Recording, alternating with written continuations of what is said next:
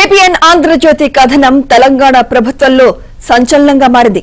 ABN Andhra Jyothi సంస్థల MD Radhakrishna కథనంతో ప్రభుత్వంలో ప్రకంపనలు రేగాయి. ఏబిఎన్ ఆంధ్రజ్యోతి కథనంతో సింగరేణి అధికారులతో డిప్యూటీ సీఎం భట్టి విక్రమార్క హుటాహుటిన సమీక్ష నిర్వహించారు. అప్పటికప్పుడు ఒడిశా నైనికోల్ బ్లాక్ టెండర్లను రద్దు చేస్తూ నిర్ణయం తీసుకున్నారు. ఆంధ్రజ్యోతిలో తొలి పాలుకొని ఒక పెద్ద వార్త రాశారు. అందులో రాష్ట్రంలో బొగ్గు గనుల కోసమే కొన్ని వార్తా కథనాలు వండించబడతా ఉన్నారని వారు రాస్తూ దాంట్లో నా పేరును కూడా తీసుకొని వచ్చి వారు పెద్ద అక్షరాలతో రాశారు. ముందుగా అసలు సింగరేణి కాలనీకి సంబంధించిన ఆస్తులు బొగ్గు గనులన్నీ కూడా తెలంగాణ ప్రజల ఆత్మాది. తెలంగాణ రాష్ట్ర ప్రభుత్వం ఈ రాష్ట్రానికి సంబంధించిన ఆస్తులు, ఆ ఆస్తుల్ని ఈ ఆత్మని కాపాడి భవిష్యత్ తరాలకు అందించడమే నా ముందు ఉన్నటువంటి ఏకైక లక్ష్యం.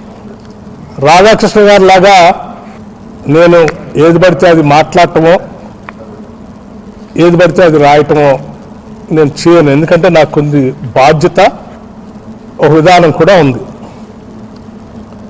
ఎందుకంటే నేను రాజకీయాల్లోకి వచ్చిందే ఒక లక్ష్యం కోసం వచ్చాను.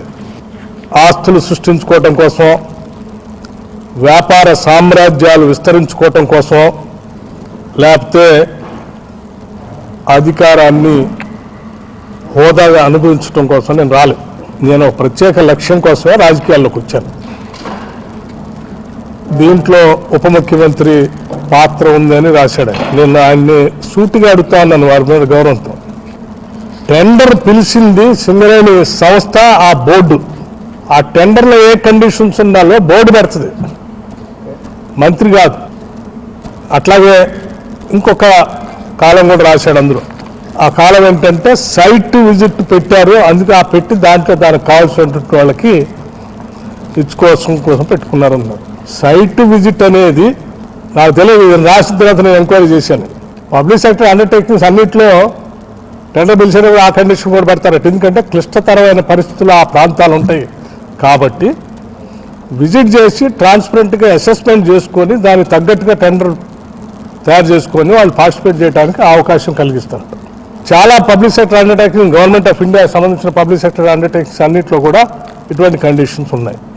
అయినా ఒక బెనిఫిట్ ఆఫ్ డౌట్ని, ఒక కట్టు కథని, ఒక పెట్ట కథని అల్లి తెలంగాణ ప్రజల్ని మభ్యపెట్టడం కోసం తను ఒక కథనం రాశాడు. కాబట్టి రాసిన ఆయనకి ఎవరి మీద ఏదో ప్రేమ ఉండొచ్చు, లేకపోతే నేను మొదటి నుంచి కాంగ్రెస్ పార్టీలో ఉంటే రాజశేఖర రెడ్డి గారికి అత్యంత సన్నిధులుగా ఉండటం వల్ల రాజశేఖర రెడ్డి గారి మీద ఉన్నట్టు కోపంతో నా మీద కూడా కోపం చూపించడానికి రాసి ఉండొచ్చు.